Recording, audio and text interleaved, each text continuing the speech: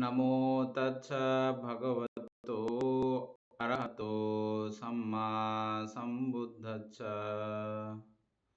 জগৎপূজ্য মহাকারণিক তথাগত সম্যক সম্বুদ্ধ শ্রীচরণে কৃতজ্ঞ প্রণাম নিবেদন করে পূর্ণ পারমিতে অংশগ্রহণকারী সকল উপাসক উপাসিকাগণের নিরোগ দীর্ঘায়ু সুখী জীবন তথা জ্ঞান বিমণ্ডিত জীবন কামনায় শুরু করতে চলেছি আজকের অভিধর্ম চর্চা ক্লাস।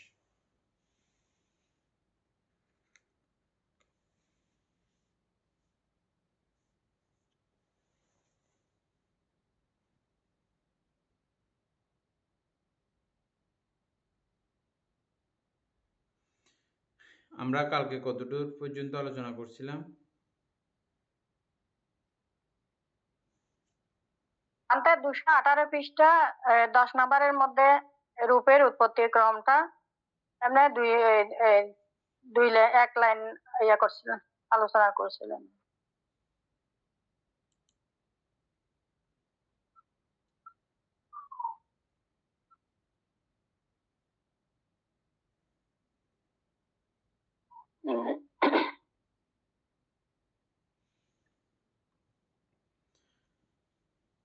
তাহলে যেখানে যেখানে রূপ আছে, যেই লোকে রূপ আছে,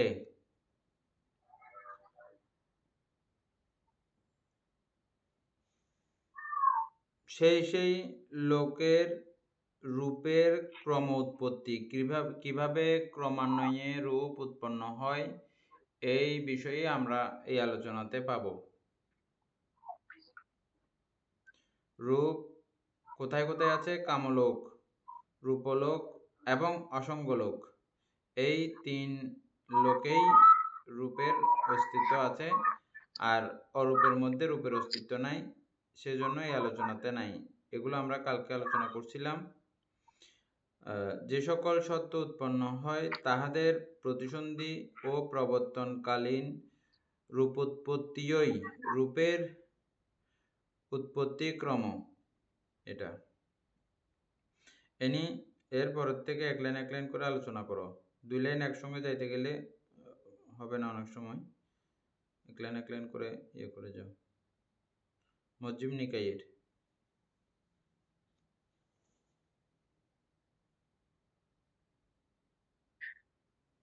মজ্জিম নিকায়ের মহাসিংহনাথ সূত্রে উক্ত আছে, ইমা সারিপুত্র ইউনিক কতমাত চতস্স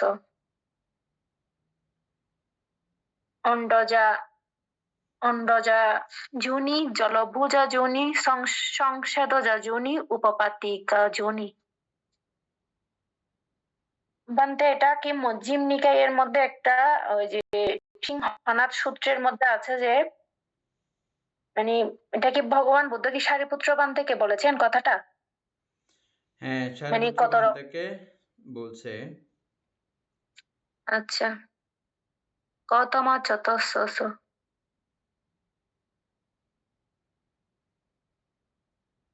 তো এখানে মানে কত ধরনের মানে আমাদের জন্ম হয়, মানে এখানে 4 ধরনের, মানে চার উপায়ে হয়। একটা বলছে যে অন্ডজা, একটা জলভুজা, আর একটা হচ্ছে সংশ্বেতজা, আর একটা হচ্ছে উপপাতিকা। অন্ডজা মানে হচ্ছে যে ডিম থেকে যেটা উৎপন্ন হয়, জন্ম হয়। আর জলভুজা হচ্ছে যে এটা হচ্ছে অর্থাৎ যেটা মাতৃগর্ভ থেকে হয়। সংশ্বেতজা হচ্ছে যে ওই ময়লা আবর্জনা থেকে যে জন্মটা হয়, কোন ধরনের অন্ডজা বা গর্ভ ছাড়াই। তারপরে আর ময়লা আবর্জনা বললে এটাও ঠিক তেমনটা না, এটা আমরা বুঝি বেশি বা আমরা দেখতে পাই বলে এই কথাটা এভাবে বলা হয়েছে। যেমন এই খালি জায়গা, শূন্য জায়গা, এখানে তো আমরা ময়লা আবর্জনা চোখে দেখতেছি না, বা ময়লা আবর্জনা বললেও ওটাকে হবে না, কথাটা হবে না। কিন্তু এই খালি জায়গাতে আমরা যে আমাদের অদৃশ্য বা আমাদের চোখে অদূর পর্যন্ত কভার করতে পারে না, বা ওই রকম প্রাণী দেখেও না, এখানে অনন্ত প্রাণীর জন্ম মৃত্যুর কাণ্ড প্রতিনিয়ত ঘটতেছে। এগুলোও এই শ্বেতজ, বুঝা গেছে? হ্যাঁ, তো এখানে তো কাঁচরা নাই, তাহলে এখানে জন্ম হচ্ছে কিভাবে? ওই সেতজভাবে। ওখানে বিভিন্ন ধরনের উপাদান, বিভিন্ন রকমের এই জাতীয় ছড়িয়ে ছিটিয়ে আমাদের বায়ুমণ্ডলের মধ্যে আছে।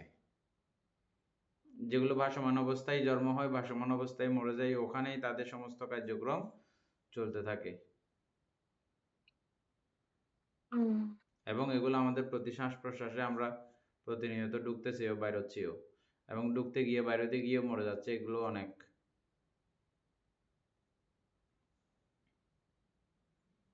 তাইলে সংসেদজ, তারপরে সংসেদজ, উপপাতিকা।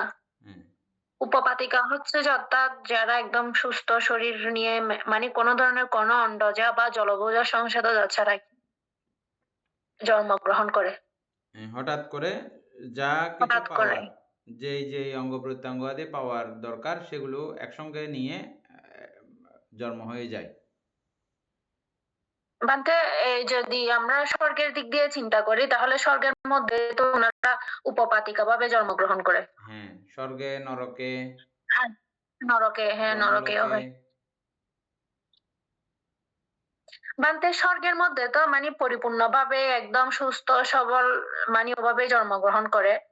আর যদি নরকের ক্ষেত্রে হয় তাহলে হয়তো বা কোনো ধরনের কোনো অঙ্গহীন ভাবে বা যেভাবে ও হওয়ার, ধরনের কি সেখানে যেভাবে জন্ম হওয়া দরকার বা নারকীয় প্রাণীদের যা কিছু থাকে আর কি, সেইভাবে ওখানে দুঃখ ভোগ করার জন্য যত কিছু দরকার সেগুলো উৎপন্ন হবে সেভাবে উপপাতিক ভাবে।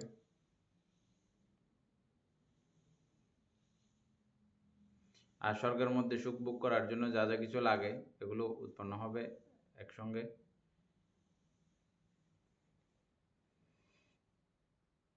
এটাকে উপপাতিক বলা হয়। তারপর হচ্ছে পক্ষী, সরীসৃপ, মৎস্য প্রভৃতি অন্ডজ। মানে পশু পাখি, তারপর সরীসৃপ, মাছ, মানে এগুলা অন্ডজ থেকে ওদের জন্ম হয়, হ্যাঁ, ডিম থেকেই। সেজন্য এটা হচ্ছে অন্ডজ। আর মানুষ, পশু বোঝা।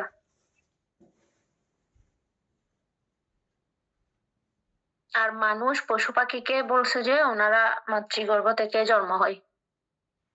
এই যে মাতৃজঠরস্থ গর্ভ পরিশ্রবের মধ্যে জন্মগ্রহণ করে, তাহারাই জলভুজ বা গর্ভাশয় সত্য।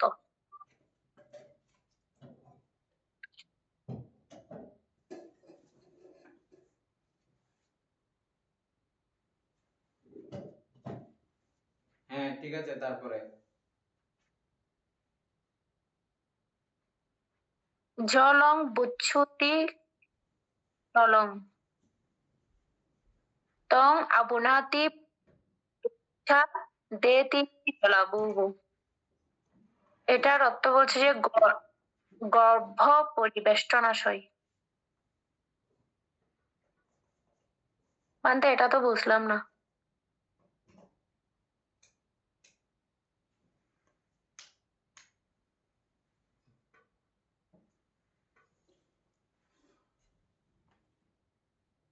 আসতেছি।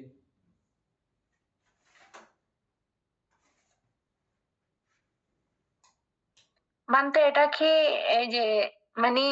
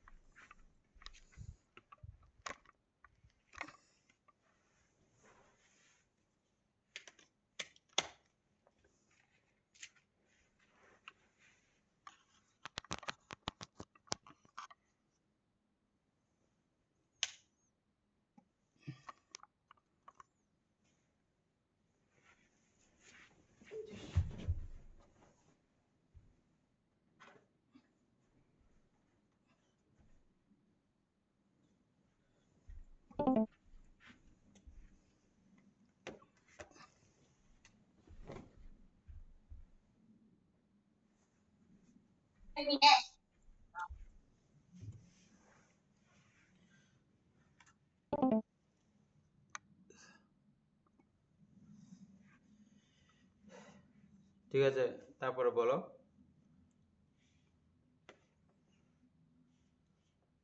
বানতে মোবাইলের চার্জ শেষ হয়ে যাচ্ছিল যে খেয়াল করিনি।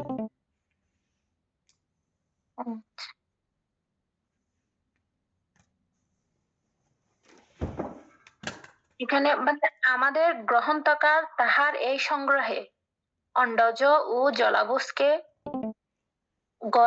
গহ্বরবাসয়ের অন্তর্গত করিয়াছেন।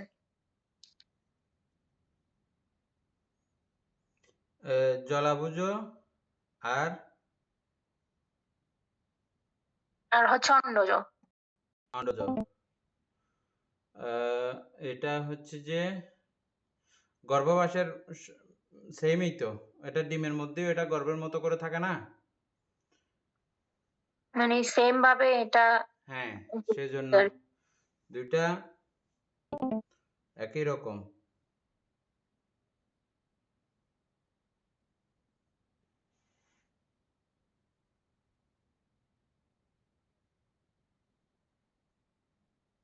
দোনোটাকে একই অর্থে বোঝা যাচ্ছে, মানে দোনোটাকে দুটোটাকে গর্ভাবশয়ের গর্ভাশয়ের অন্তর্গত বলা হয়েছে। অন্তর্গত। পচা শবদেহে পচা জলে বৃক্ষ ত্বকে পুষ্পফলাদিতে যে কীট উৎপন্ন হয় তাহার সংশ্বেতজ। মানে সংশ্বেতজর কিভাবে জন্ম হয় সেটা এখানে বলছে যে পচা শবদেহে, বলছে পচা জলের বৃক্ষ ত্বকে পুষ্পফলাদিতে যে কীট উৎপন্ন হয়। বুঝা গেছে না? মানতে হ্যাঁ, এবং মানে সেটা অবস্থায় থাকি ওই জায়গা থেকে শেষ শীত অবস্থায় থাকতে হবে না, শেষ শীত অবস্থায় থাকাগুলো শেষ শীতে ভাবে শেষ শীতে জাতীয় প্রাণী উৎপন্ন হচ্ছে, অন্য জায়গায় অন্য রকমের হচ্ছে, মোট কথা হচ্ছেই। হচ্ছে হ্যাঁ, পানির মধ্যেও হয়ে যাচ্ছে, পানি পরিষ্কার হোক বা যেই হোক। মানতে হ্যাঁ, সে তথ্য ঘর্ম অর্থাৎ দুর্গন্ধ জলীয় পদার্থ। মানে এক কথায় তো সংশ্বেতজ, এক কথায় তো বলছে ময়লা বা দুর্গন্ধ ওই ইয়া থেকে, ওই জাতীয় জিনিস থেকে তো জন্ম হয়। হ্যাঁ, হইলেও আমি তো বললাম এটা পরমাত্ম দিক থেকে চিন্তা করলে কোনো কিছু ময়লা আবর্জনা ওই জাতীয় কোনো ব্যাপার নাই, অর্থাৎ এই জাতীয় বিভিন্ন বিষয়ের সংযোজন বিযোজনে ওরকম পরিবেশ তৈরি হওয়া আর কি, এক কথায় ওরকম পরিবেশ তৈরি হইলে বিভিন্ন রকমের প্রাণী উৎপন্ন হয়ে যেতে পারে, হতে পারে।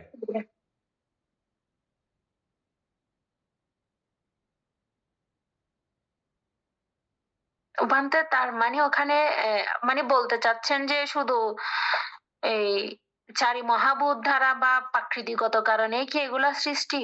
হ্যাঁ, যেমন আমি তার মানে বললাম যে কিছুক্ষণ আগে এই যে খালি জায়গা এটা, এখানে অনন্ত প্রাণীকুলের এভাবে জন্ম হচ্ছে, যেগুলো অতি ক্ষুদ্র প্রাণী, এগুলো বাতাসের মধ্যেও ওরকম একটা অবস্থা আছে, এগুলো উৎপন্ন হওয়ার মতো এরকম প্রাকৃতিক উপাদান আছে, ওগুলো দিয়ে ওখানের মধ্যেই ওদের জন্ম। এবং ওই ভাসমান অবস্থায় ওদের মৃত্যু। বাতাসের মধ্যে ভাসমান অবস্থাতে জন্ম হয়, ওখানেই মৃত্যু হয়। বানতে তার মানে কি ওখানে কি কোনো ধরনের কোনো কর্মর থাকবে না? কি কেন থাকবে না? অবশ্যই থাকবে। ওদের মতো করে ওদের আছে আর কি। কর্মটা। কর্মর কারণেই তো প্রতিসন্ধি বিজ্ঞানের কারণ 19 প্রকার প্রতিসন্ধি বিজ্ঞানের থেকে যেটা আমরা তির্যক প্রাণী জন্ম হওয়ার যে বিষয়টা দেখেছি, যেভাবে জন্ম হয় ওভাবে ওই কর্মের মাধ্যমে ওভাবে হচ্ছে আর কি। বানতে আমরা তো আবার আরো এটাও দেখেছি উনার জন্ম প্রতিসন্ধি হওয়ার কর্ম মানে ওই ক্ষমতাটা আছে। উনি কর্ম করেছেন প্রতিসন্ধি হওয়ার, কিন্তু উনি অনেক সময় পরিবেশগত কারণেও কিন্তু জন্ম হতে পারে না। তাহলে? হ্যাঁ, হ্যাঁ, পরিবেশগত কারণেও জন্ম হতে পারবে না, এরকমও হয়তো হবে না কেন? তো এই ক্ষেত্রে যদি আমরা যদি মানে চিন্তা করি যে পরিবেশগত কারণে ওনার জন্ম হয়েছে, কিন্তু এখানে কি কর্মগত ছাড়া কি ওরকম হয়? মানে কর্ম ছাড়াও? কারণ ওই ক্ষেত্রে তো আমরা দেখেছি কর্ম আছে ঠিকই, কিন্তু পরিবেশগত কারণে অনেক সময় হয় না প্রতিসন্ধিটা। হ্যাঁ। আর এই ক্ষেত্রে হবে যে উনার পরিবেশগত সব ব্যাপারে আছে এখানে একটা প্রতিসন্ধি কথা আছে। আছে। প্রতিসন্ধির বিষয়টা এমন যে ও এদিকে না সেদিকে মুহূর্তের মধ্যে সে প্রতিসন্ধি কিন্তু হয়ে যাবে।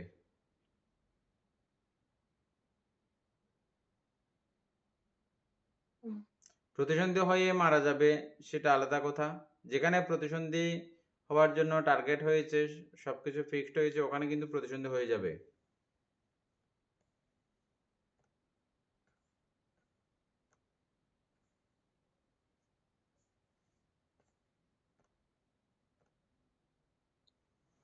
আনতে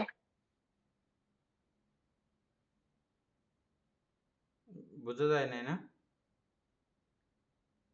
আনতে বুঝতে পারছি। ঠিক আছে।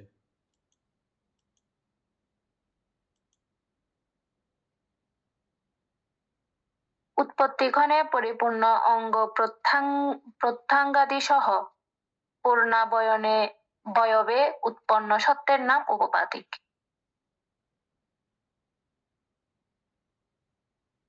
বুঝা গেছে না এটা? হ্যাঁ, এটা উপরে যেটা আপনি বলেছেন। মানে যখনই জন্ম হয় একদম পরিপূর্ণ অঙ্গ হিসেবে, অঙ্গ নিয়ে মানে উনার পূর্ণবয়স্ক হয়ে এই প্রতিসন্ধিটা হয়। হুম। সেটাকে বলছে যে উপপাদিক।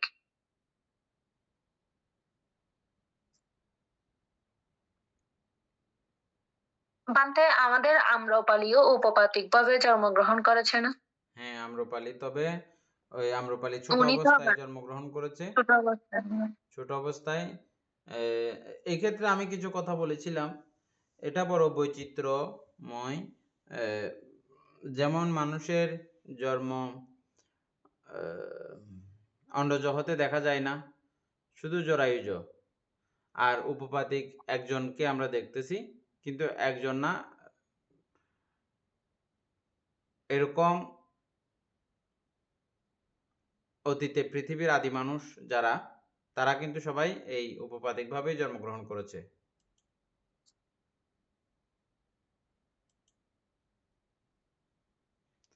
বানতে উপপাদিক হলে বয়স কত হয় তখন? বয়স মাঝে মধ্যে দেখতেছি যে ব্রহ্মলোকের ব্রহ্মাদের মতো করে জন্মগ্রহণ করেছে, এবং তখনকার মানুষের বয়সও ব্রহ্মাদের মতো সমান সমান, এবং তখনকার মানুষগুলো আপনার ব্রহ্মারা যেই আহার বিহারে অভ্যস্ত, সেম মানুষও একই রকম আহার বিহারে অভ্যস্ত। আবার এর পরবর্তীতে যখন তাদের আহ, ব্রহ্মলোকীয় কার্যক্রম এটা যথোপযুক্তভাবে ঠিকঠাক মতো চলে না, তখন স্বর্গীয় আভা আসে, স্বর্গীয় পরিবেশ আসে, ব্রহ্মলোকীয় পরিবেশ লুপ্ত হয়, স্বর্গীয় পরিবেশের মধ্য দিয়ে চলতে থাকে দেবতার মতো, দেবতার যে যে কার্যক্রম, দেবতার যেরকম আয়ু, এভাবে চলতে থাকে।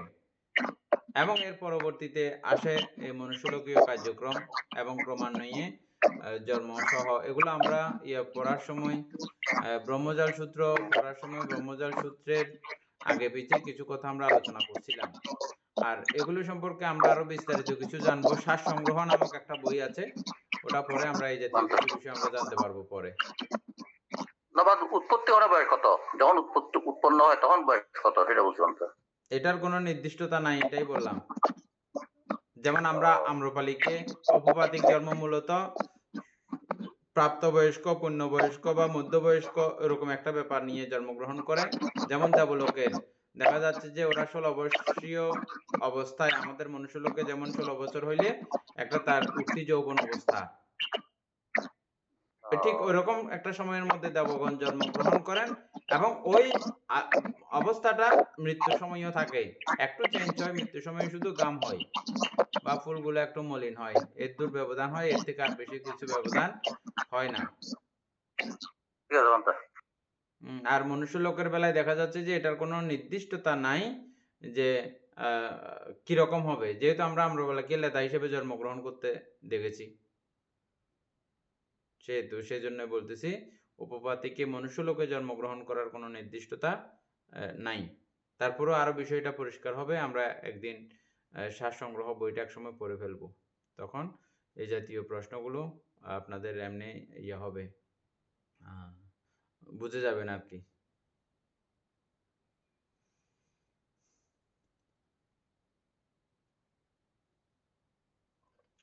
বানতে এখানে যে পৃথিবীর মধ্যে মানে একটাই আছে যে মানে ওনারা উপপাতিক ভাবে জন্মগ্রহণ করে, যে মানে পুণ্যর ফলে, ওটার নামটা ভুলে গেছি যে একটু। উপপাতিক ভাবে পৃথিবীতে জন্মগ্রহণ করে যে মানুষ মানুষ মানুষ বানতে, এটা আমি এটা ভুলে গেছি আর কি। এটা এটা উপপাতিক ভাবে মনে জন্মগ্রহণ করে না, এটা স্বাভাবিক জরায়ু যেভাবে জন্মগ্রহণ করে, তবে মনুষ্যলোক থেকে একটু ভিন্ন আর কি, তাদের আচার ব্যবহার ভিন্ন কার্যক্রম, ভিন্ন ভিন্ন। এগুলো বানতে এটা কুরুরাজ্যের কথা। কোনিয়া যে কুরুরাজ্য, গুরু, হ্যাঁ হ্যাঁ কুরুরাজ্য। কুরুরাজ্য, হ্যাঁ। ওনারা কি বানতে, ওনারা কি উপপাতিক ভাবে নয়? না, উপপাতিক ভাবে না। এই মনুষ্যলোকের অনেক কার্যক্রমের সঙ্গে কিছু ভিন্নতা রয়েছে, তবে এটা নিয়ে পিটকে বা পণ্ডিতগণের নানা ধরনের দ্বিমত রয়েছে। হ্যাঁ, যে সাতিপাটন সূত্র সেখানে দেশনা করা হয়েছে, এটা বলা হচ্ছে। আবার সেই কামাসা ধাম্মাং নামক নিগম, এটা আমাদের ভারতবর্ষের মধ্যে একটা জায়গাতে আছে।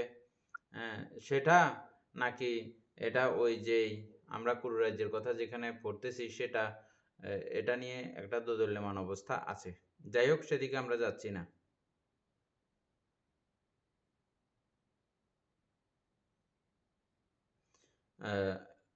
এবং এটা নিয়ে আরো এরকমও কথা আসে যে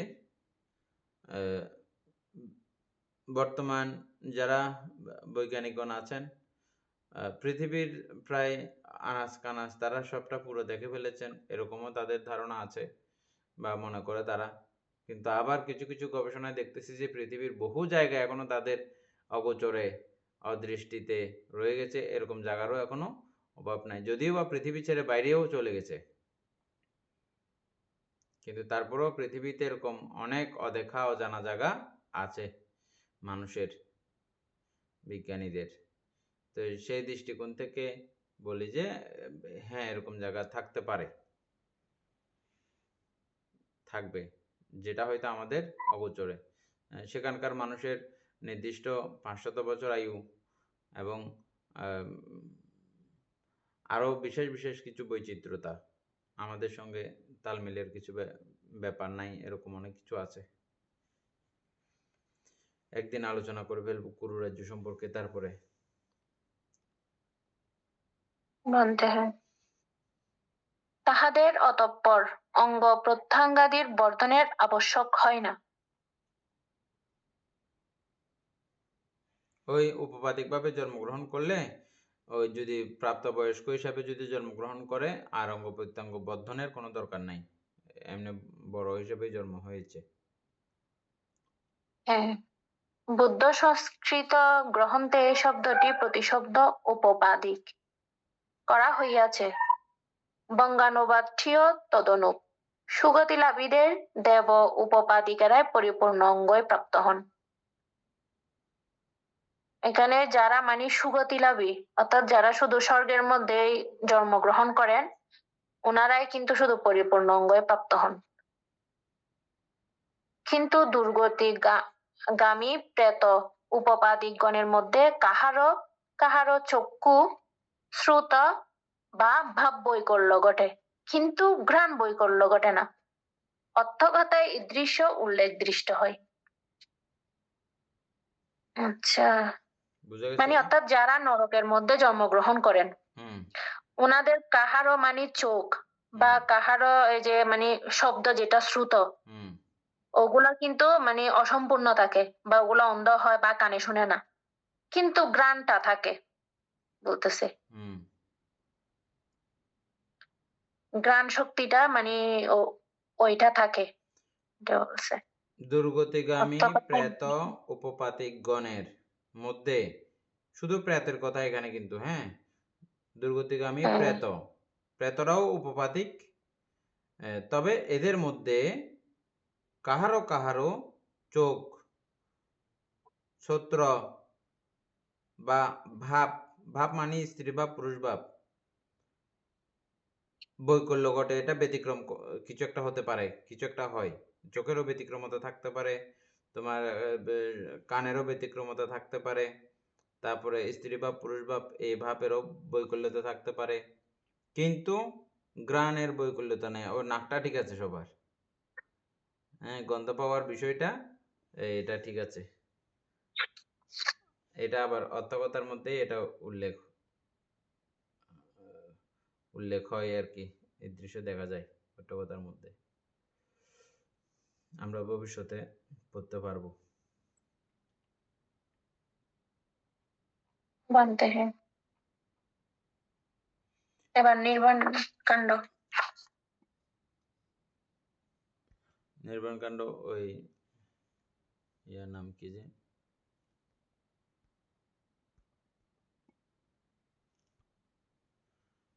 নয়ন বাবুর বোনের নাম লিপিকা বড়ুয়া, লিপিকা বড়ুয়া পড়েন।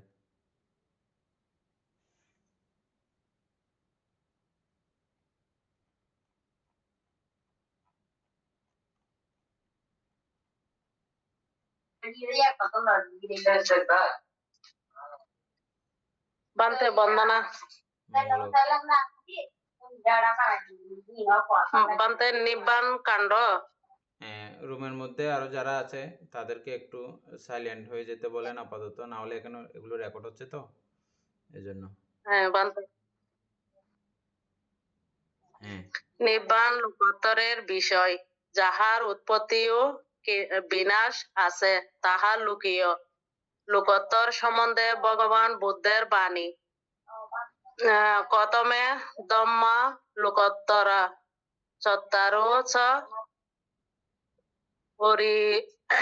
অরিযমজ্ঞা চত্তারি চ সাম্যশ্চ ফলানি অঞ্চ ফলানি অসংকত চ ধাতু ইম্মে ধম্মা লোকোত্তরাতি। চারি আর্য মার্গ, চারি শ্রামণ্য ফল অর্থাৎ মার্গ ফল এবং অসংস্কৃত ধাতু, এইসব ধর্মই লোকোত্তর। ইহাতে নির্বাণের লোকীয় প্রজ্ঞপ্তি বা অস্বীকার পূর্বক লোকোত্তর প্রজ্ঞপ্তি বা চক্ষুর সাহায্য, যেমন চন্দ্র সূর্যাদি প্রত্যক্ষীভূত হয়, তেমনি আর্য পুদ্গলের নিকট আর্য মার্গ জ্ঞানের সাহায্য নির্বাণ প্রত্যক্ষীভূত হয়। নির্বাণকে প্রত্যক্ষকরণীয় উল্লেখ করিয়া পারমার্থিক ভাবে ইহার বিদ্যমানতা প্রদর্শিত হইয়াছে। ইহা শুধু অবাম্বক নহে, নির্বাণ পারমার্থিক ভাবে বিদ্যমান আছে বলিয়াই ইহা লোকোত্তর মার্গ চিত্ত ও ফল চিত্তের আলম্বন। নির্বাণ আলম্বন ব্যতীত মার্গ চিত্ত এবং ফল চিত্ত উৎপন্ন হইতে পারে না। ইহার বিদ্যমানতা প্রদর্শন করিতে যাইয়া ভগবান বুদ্ধ বলিতেছেন, অতি বিক্ষোভে অজাতং অকতং অসংকতং নুচেতং বিক্ষোভে অববিশ্ব অজাতং অভূতং অকতং অসংকতং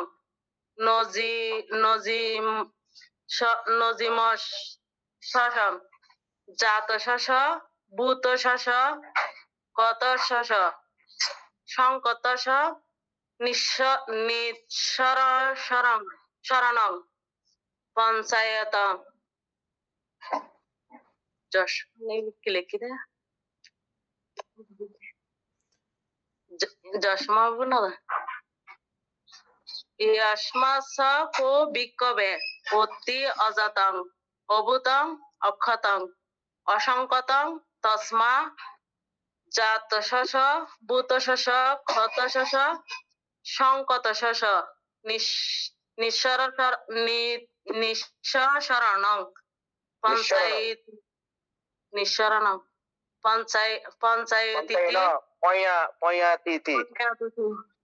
পয়াতিতি পারমাত্মিক ভাবে যাহা বিদ্যমান তাহা মার্গচিত্তের পারমাত্মিক ভাবে যাহা বিদ্যমান তাহা মার্গচিত্তের প্রত্যক্ষ আলম্বন, কিন্তু জ্ঞান সম্প্রযুক্ত মহাকুশল চিত্তেরই ও অনুমান সিদ্ধ অর্থাৎ পরোক্ষ জ্ঞান সম্ভূত আলম্বন। নির্বাণ শব্দ দ্বারাই কি অর্থ প্রকাশ করে?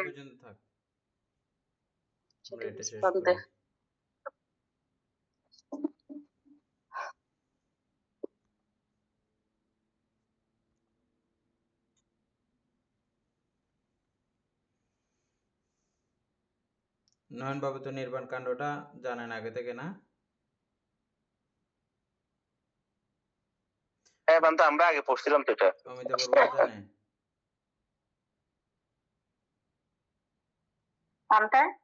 জানেন তো না?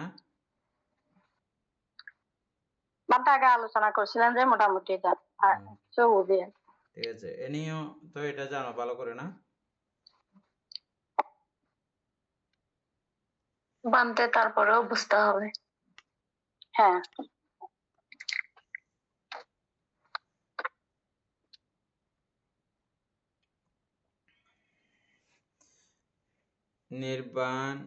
নিব্বাণ লোকোত্তরের বিষয়।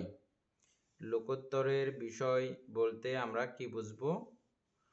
লোকোত্তরের বিষয় বলতে কি বুঝবো? শিল্পী বড়ুয়া, লোকোত্তরের বিষয় এই কথাটাতে আপনি কি বুঝেন? নির্বাণ লোকোত্তরের বিষয়, শুধু এই কথাটা, অন্যদিকে লম্বা করার দরকার নেই।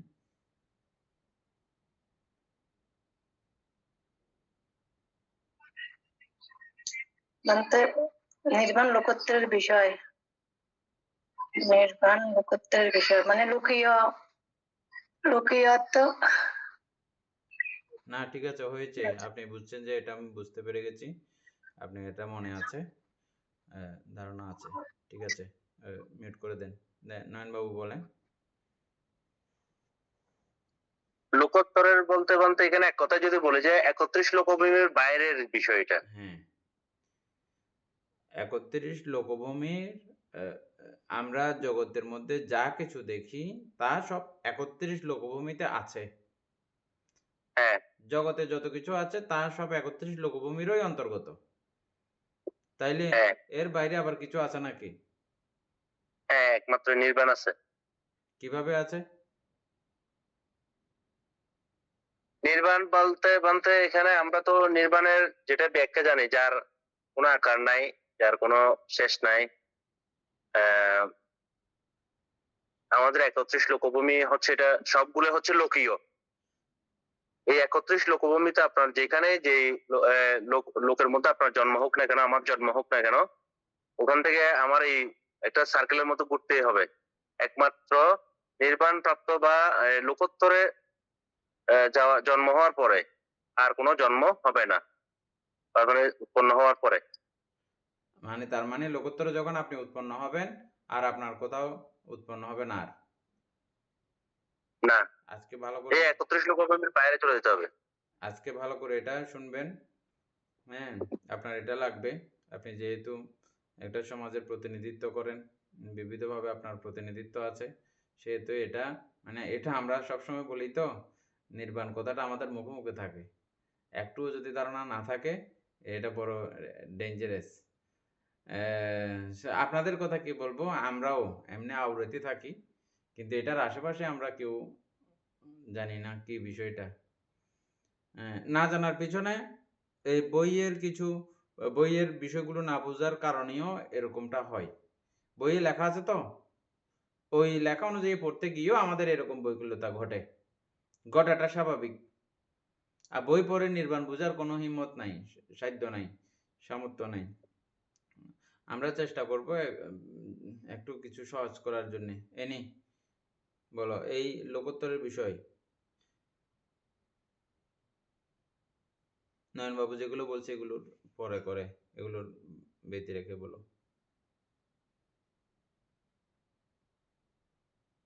বান্তে লোকোত্তর মানে হচ্ছে যে অর্থাৎ প্রথমত হচ্ছে যে যখন আমরা চারি আর্য সত্য সম্পর্কে জ্ঞাত হব, চারটা আর্য সত্য দুঃখ সম্পর্কে, তারপর এরপরে যখন বিদ্যা উৎপন্ন হবে, বিদ্যা উৎপন্ন হলে আমাদের লোভ দেশ মোহ এবং তৃষ্ণা সবকিছু ক্ষয় করে।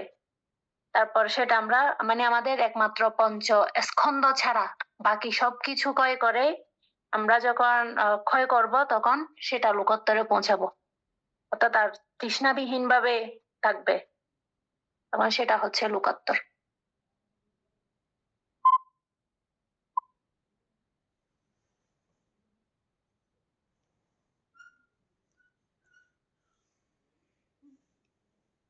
বান্তে কি যেন আমি বুঝাইতে পারবো কিনা জানি না, চেষ্টা করতেছি। হ্যাঁ নয়নবাবু, অত্যন্ত মনোযোগ দিতে হবে, ঠিক আছে? আমি এমনি মনে হয় আমাদের ফ্রান্সের ক্লাসের মধ্যে আলোচনা অলরেডি হয়েছে, এটা সম্পর্কে কিছু আলোচনা আমাদের অলরেডি হয়েছে। হ্যাঁ,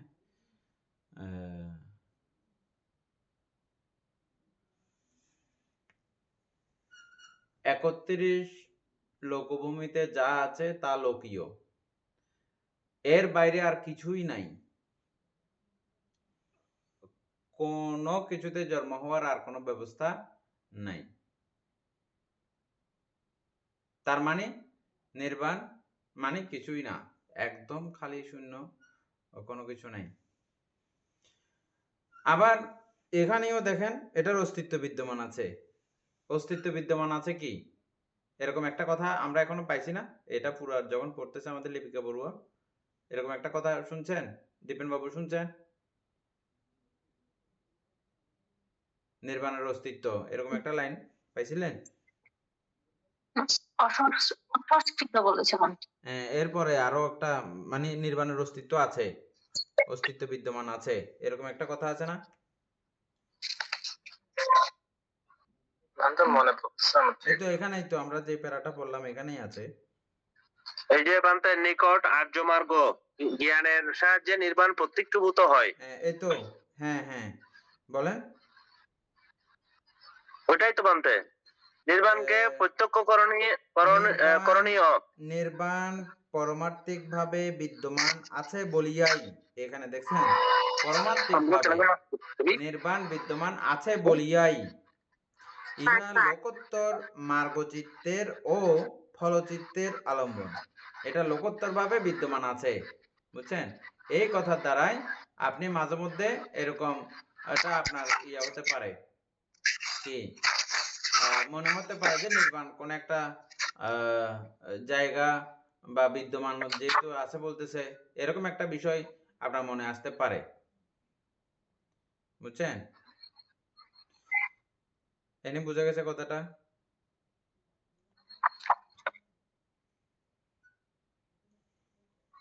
বান্তে আমি আমার আমার অনুভূতিটা বলি। আমরা সবাই মনে করি যে নির্বাণ এমন একটা জায়গা যেখানে আর মানে উৎপন্ন হইলে আর কোনো জন্ম মৃত্যু, কোনো রোগ ব্যাধি, শোক অনুতাপ অনুতপ্ত কিছুই নাই। কিন্তু আমরা এটা আমাদের স্বাভাবিক চিন্তাধারা, কিন্তু আমার ত্রিপিটক বলতেছে নির্বাণ মানে শূন্য। মানে আমার এই 31 লোকভূমির অনেক ধরনের রূপ, অনেক ধরনের স্পন্দ যা আছে, আমরা এতক্ষণ যা পড়ালেখা করতেছি এগুলো সবকিছু বাদ দিয়ে ডাইরেক্ট শূন্য হয়ে যাওয়া, হ্যাঁ, আর কোনো অস্তিত্ব বা কোনো কিছু নাই নাই তার, নাই। ডাইরেক্ট শূন্য এবং হয়ে এই যাওয়া। যে উৎপন্ন এখন বলছেন, আমরা উৎপন্ন সহজভাবে কথাটাও আর বোঝার জন্য খাটবে না। উৎপন্ন যে বলেছেন আপনি, উৎপন্ন কথাটারও আর কোনো অস্তিত্ব নাই সেখানে। মানে শূন্য মিলে যাওয়া, হ্যাঁ, এক কথা শেষ। হ্যাঁ, বুঝছেন? তাইলে এখন অস্তিত্বটা হ্যাঁ, কিভাবে বুঝবেন? আবার যে অস্তিত্ব বলেছে, বিদ্যমানতা বলেছে, এটা কি বুঝবেন এখন? এটা এটা হচ্ছে আমাদের টোটাল, মানে আমাদের যারা আমরা বৌদ্ধ জাতি আর কি, আমরা সবকিছুর মূলে চিন্তা করি যে আমাকে নির্বাণ লাভ করতেই হবে। নির্বাণ লাভ করতে আমরা আমাদের মাইন্ডের মধ্যে একটা জিনিস গেঁথে যাচ্ছে কি, নির্বাণ নামে একটা জায়গা আছে, ওখানে আমাকে যাইতেই হবে, ওখানে আমাকে পৌঁছাইতেই হবে, ওখানে যাইতে হলে আমাকে এই কাজগুলো করতে হবে।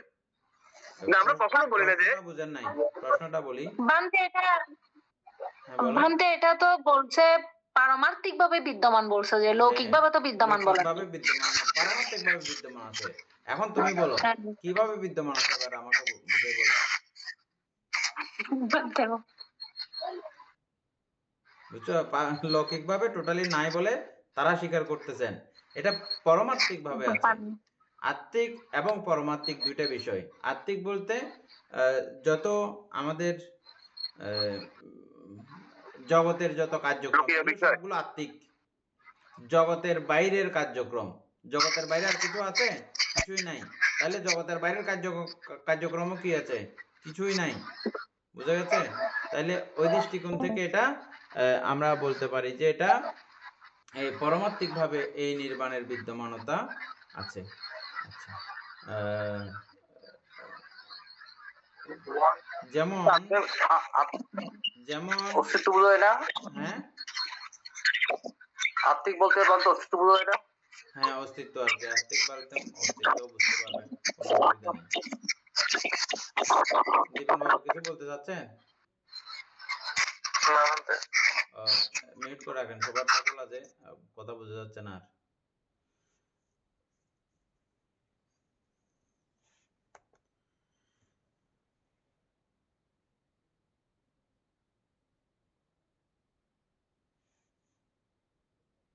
যখন আমরা নির্বাণকে আলম্বন করি, নির্বাণ আলম্বন গ্রহণ করার মাধ্যমে শ্রোতাপত্তি মার্গচিত্ত লাভ করা হয়। যারা প্রথম ক্লাস করেছেন তারা নিশ্চয়ই শুনেছেন এবং মনে আছে। নির্বাণকে আলম্বন করার মধ্য দিয়েই শ্রোতাপত্তি মার্গফল লাভ করা যায়। এটা ছাড়া দ্বিতীয় কোনো ওয়ে নাই। নির্বাণকে আলম্বন করতেই হবে, আর চিত্ত সবসময় আলম্বন নিয়ে থাকে। তাহলে নির্বাণকে আলম্বন করা মানে কি? নির্বাণকে আলম্বন করা হচ্ছে যে সেই মুহূর্তে চিত্ত একেবারে খালি অবস্থাকে আলম্বন করে অবস্থান করে। একেবারে খালি অবস্থাকে আলম্বন করে অবস্থান, কিচ্ছু নাই অবস্থায়, একেবারে কিছুই নাই, চিত্ত পুরো আলম্বন শূন্য অবস্থাতেই ধরে রাখা, এটা হচ্ছে যে নির্বাণ আলম্বন গ্রহণ করা। আকাশ কিন্তু আবার নির্বাণ না। আকাশকে আলম্বন করলাম আমরা, আকাশ অনন্তায়তন ভাবনা দেখেছি না?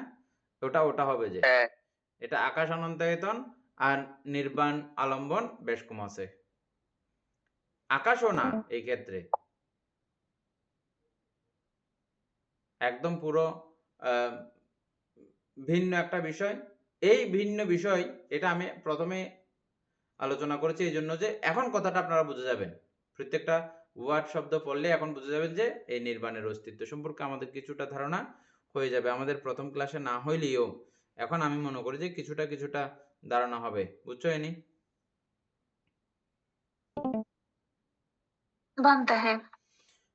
তাহলে আমি শুরু করি।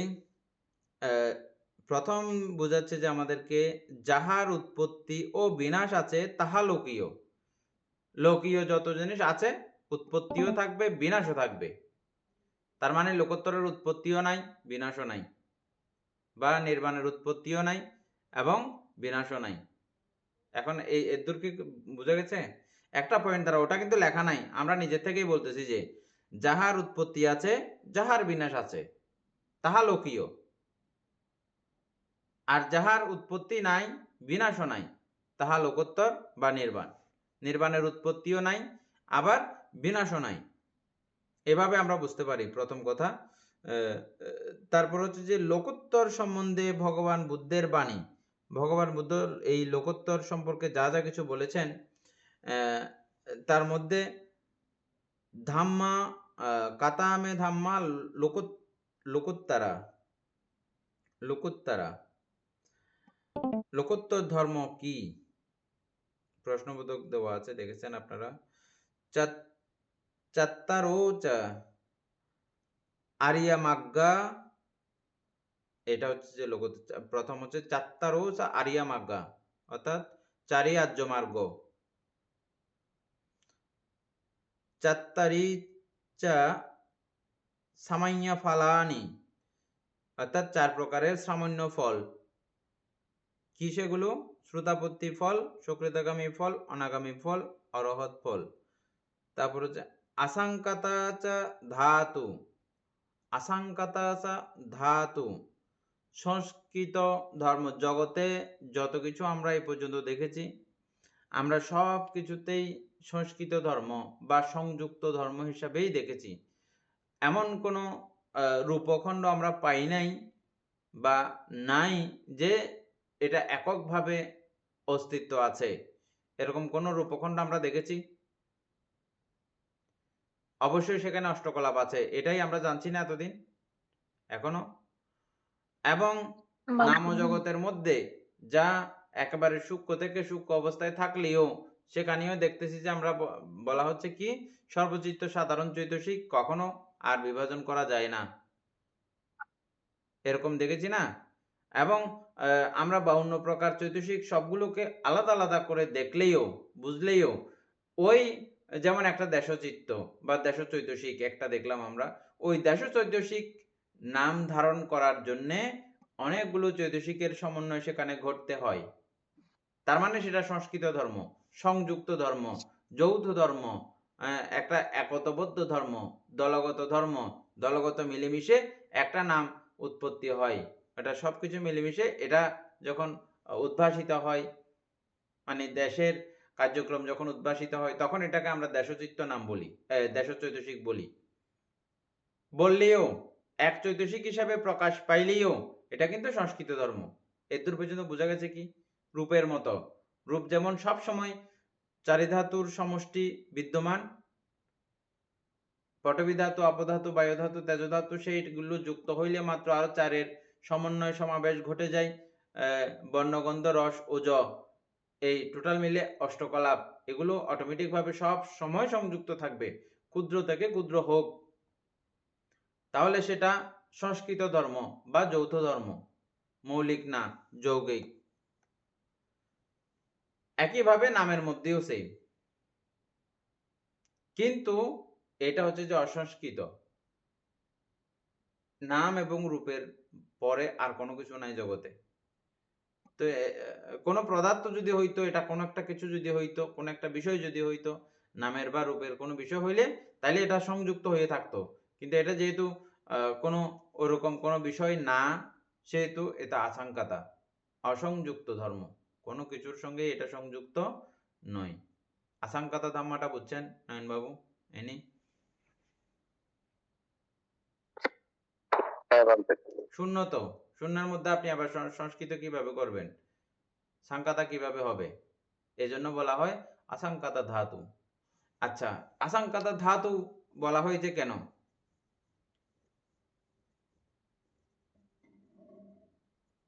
ধাতু বলার পেছনে কি কারণ আছে? ধাতু ওটা ওই শূন্যতাও একটা গুণ বহন করতেছে, নির্বাণের গুণ বহন করে না? গুণ মানে ধাতু, বুঝছেন? এই আশঙ্কাতা ধাতু লেখা আছে, দেখেন, আশঙ্কাতা ধাতু, আশঙ্কাতা ধাতু, অর্থাৎ নির্বাণের গুণ বহন করে বা ওই গুণাবলীতে আশঙ্কাতা গুণে ও বিদ্যমান, সেজন্য আশঙ্কাতা ধাতু, মানে সংস্কারহীন গুণ আর কি বানতে। হ্যাঁ, মানে এটা নাই যে ওটাও একটা গুণ, কোনো কিছু নাই যে না থাকাও একটা, কিন্তু এটা গুণধর্মতা বহন করে। ইমে ধাম্মা লোকোত্তরাতি, এই ধর্মগুলোই হচ্ছে যে লোকোত্তর। চারি আর্য সত্য চারি আর্য মার্গ, চারি সামান্য ফল অর্থাৎ মার্গফল এবং অসংস্কৃত ধাতু, এই সব ধর্মই লোকোত্তর। ইহাতে নির্বাণের লোকীয় প্রজ্ঞপ্তি ভাব অস্বীকার পূর্বক লোকোত্তর প্রজ্ঞপ্তি ভাবই প্রকাশ করা হইয়াছে। এখানে যত প্রকারের লোকীয় প্রজ্ঞপ্তি, আমরা প্রজ্ঞপ্তি কি জন্য বলা হচ্ছে যে এটা আমরা এক একজন এক একভাবে চিনি, প্রত্যেকটা বিষয়ে এক একভাবে আমরা প্রজ্ঞাপিত হই, আমাদের মনে এটা ধারণা নেই। এক এক দেশের মধ্যে এক এক কিছু ভাবে আমরা প্রত্যেকটা জিনিসের এক এক জায়গায় এক এক রকম নাম না, হ্যাঁ হ্যাঁ এক একভাবে প্রজ্ঞাপিত হয়। এবং আমাদের মনের জগতেও অনেক কিছু আছে যে জগতে এগুলোর নামও নাই, কিন্তু আমাদের মনের জগতে কত কিছু এগুলো নিজের থেকেই প্রজ্ঞাপিত হয় না। এটা ওরকম, হয় বানতে। এটার অনুভূতিটা এরকম হয়, এটার কার্যক্রমটা এরকম হয়, আমাদের শারীরিক অনেক বিষয় এরকম হয় না, এরকম সবকিছু মিলিয়ে এই প্রজ্ঞপ্তি। আমরা প্রজ্ঞপ্তি সম্পর্কে আরো পড়ছিলাম না, প্রজ্ঞপ্তি সম্পর্কে আমরা কিছু যেখানে পড়ছিলাম সেখানে আমাদের একটা পরিষ্কার ধারণা না হলেও মোটামুটি হয়েছিল। আচ্ছা, এই লোকীয় যত রকমের প্রজ্ঞপ্তি আছে সমস্ত প্রজ্ঞপ্তিকে অস্বীকার পূর্বক লোকোত্তর প্রজ্ঞপ্তি ভাবই প্রকাশ করা হয়েছে। লোকীয় সমস্ত কিছুকে অস্বীকার করে লোকোত্তরটাই এখানে প্রকাশ করা হয়েছে। এতদূর পর্যন্ত বুঝা গেছে? মানতে হ্যাঁ।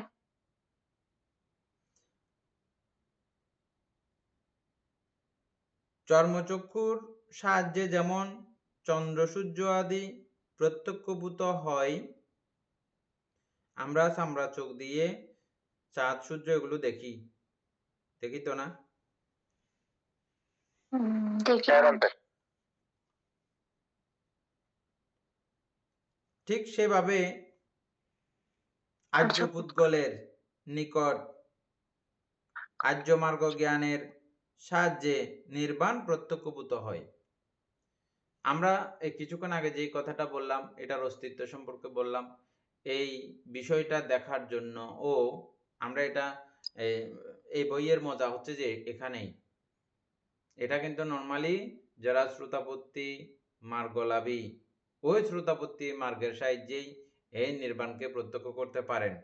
অত্যন্ত ভাগ্যবান আমরা, অত্যন্ত পরম সৌভাগ্যবান যে এই গ্রন্থ ভালো করে বুঝলে, ভালো করে পড়লে, যেমন আপনি মার্গফল লাভ করার সুযোগ রয়েছে পড়তে পড়তে, আবার দেখেন মার্গফল লাভ করার আগেও এখানে আপনি নির্বাণ সম্পর্কে একটা মোটামুটি একটা থিওরিক্যাল ধারণা আপনার মনের মধ্যে ঢুকে যায়। অসাধারণ একটা বই, বুঝছেন? এটা দেখছেন এখানে সরাসরি বলা আছে, এটা শ্রোতাপত্তি মার্গলাভী ছাড়া এই নির্বাণকে প্রত্যক্ষভূত করা বা ওটা সম্পর্কে কোনো জ্ঞান অর্জন করা, বুঝা, এটা কিন্তু সম্ভব না কারো পক্ষে। কিন্তু এই বই আমাদেরকে কি দিচ্ছে দেখেন, আমাদের ওটা উপলব্ধি করার মতো একটা অবস্থা আমাদেরকে বানিয়ে ফেলতেছে।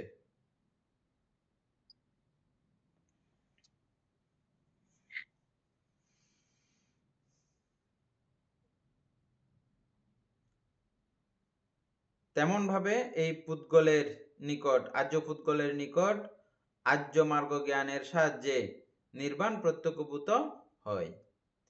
নির্বাণকে প্রত্যক্ষ করণীয় বা পালিতে বলা হয় সাচ্চিকাতাব্বা উল্লেখ করিয়া পারমার্থিক ভাবে ইহার বিদ্যমানতা প্রদর্শিত হইয়াছে। মানে এইখানেই মানে গড়বড় লেগে যায়। এটা এদিকে আমরা বললাম যে এমন অসংস্কৃত ধর্ম, এটা এমন, এটা এমন নাই, শূন্য, এটা আবার এটাকে প্রত্যক্ষভূত করা বা সাক্ষাৎ করা একেবারে মানে নিজে দেখার মতো একটা অবস্থা এরকম বলা হচ্ছে। তার মানে দেখার যেহেতু বিষয়, তার মানে কিছু একটা এরকম নির্বাণ ওরকম দেখার বা শোনার বা কোনো কিছুর এরকম বিষয় না, এটা একটা উপলব্ধি, চিত্তের উপলব্ধি, উন্নত চিত্তের উপলব্ধি। কোন উন্নত চিত্ত? চারি মার্গ চারি ফল লাভী, ওই রকম উন্নত চিত্তের পুদ্গলগণ সত্যগণ এটা দেখতে পান, দেখতে বলতে উপলব্ধি করতে পারেন। নির্বাণটা উপলব্ধি করতে পারেন, প্রত্যক্ষভূত হয় বা তারা সাক্ষাৎ করতে পারেন। এটার সঙ্গে ওখানে নির্বাণ উৎপন্ন হওয়া, নির্বাণে উৎপন্ন উপনীত হওয়া, ওরকম কোনো কথার সঙ্গে এগুলো আমরা কথা বলার জন্য নানা সময় আসে কথাগুলো, আসলেও নির্বাণ হচ্ছে যে সাক্ষাতের যোগ্য বিষয় বা প্রত্যক্ষ করার বিষয় বা উপলব্ধি করার বিষয় বা অনুভব করার বিষয়। কোন চিত্তের অনুভবনীয় বিষয়? চারি মার্গ চারি ফল লাভী চিত্তের অনুভবনীয় বিষয়। এদের পর্যন্ত ক্লিয়ার না? হ্যাঁ বান্তে। টাইম শেষ হয়ে গেছে। এগুলো নির্বাণের আলোচনা যেদিন হয় আসলে একসঙ্গে আলোচনা হলে তখন ঠিক ছিল। এখন এটা এই ফেরাটাও তো বোধহয় শেষ হবে না। আরো 2 দিন লাগবে। হ্যাঁ, তাহলে বান্তে কালকে শুরু থেকে আর একটু রিভাইজ দিয়ে লাস্টেরটা একটু সুন্দর করে বুঝিয়ে দিলে মনে হয় সবাই আশা করি বুঝবে। নির্বাণটা বানতে আরো 2 দিন লাগবে, পৃষ্ঠা অনেক বড়। ঠিক আছে। যদি মানে তবে বুঝতে আমার যাই। মনে হচ্ছে যে আপনারা এখনো ইয়া করতে পারেন নাই। পুরোটা পড়ার পরে আমি আপনাদেরকে আবার জিজ্ঞেস করব, বুঝলে আপনাদের খুব একটা মজা লাগবে। আমরা সবসময় নির্বাণ প্রার্থনা করি, নির্বাণ কামনা করি, বুঝে গেলে একবার মহা একটা আনন্দের ঝঙ্কার উঠবে আপনাদের, বুঝছেন? নির্বাণ এটা মানে বুঝতে পারা এটাও কম কথা নয়, অসাধারণ কথা। হ্যাঁ, তো যাই হোক, তাহলে আজকে আমরা এদূর পর্যন্ত ইয়ে করে দেব, শেষ করে দেব। যে দূর আলোচনা হয়েছে এদূর আপনারা একটু ইয়ে করবেন, 2-3 বার রিভাইজ দিয়ে দেখবেন। দেখলেই আপনাদের কিছু কিছু প্রশ্ন উৎপন্ন হবে। হইলে প্রশ্ন করলে কালকে আলোচনাটা তখন আরো একটু সুন্দর হতে পারে। নির্বাণ এটা প্রশ্ন উত্তর করলে বুঝতে একেবারে সহজ হয়। প্রশ্ন উত্তর না করলে বা এটা কি বুঝছেন আপনি, কি উপলব্ধি হয়েছে আপনার, যেমন আমাদের নয়নবাবু কথা বলতেছেন যে ওই কথার মাধ্যমে আমি বুঝতেছি যে ওনার ওটা আইডিয়া হয় নাই, ধারণা হয় নাই। ঠিক আপনারাও এক একজন এক একটা এরকম করে বললে আমার ধারণা হবে যে হ্যাঁ আপনাদের এটা হয় নাই, বা আমার যতদূর জ্ঞানের মধ্যে কুলায় আর কি, ওদূর আর কি, বুঝছেন না? আমার ইয়ার বাইরে তো, ক্ষমতার বাইরে বা সীমার বাইরে তো এটা হতে পারবে না। যাই হোক, আপনাদের সকলকে অত্যন্ত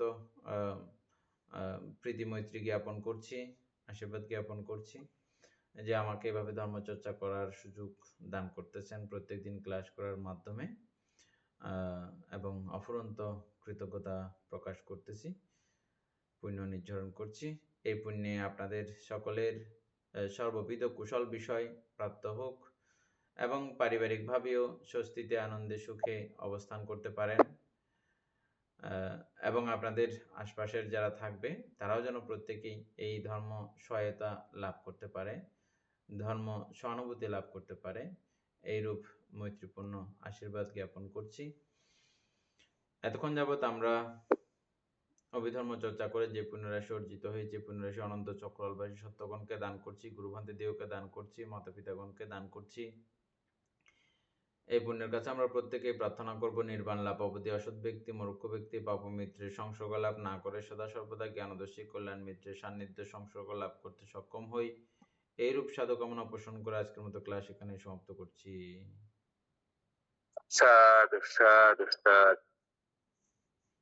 উপস বন্দামি বন্তে তারতনাং কথং সাপং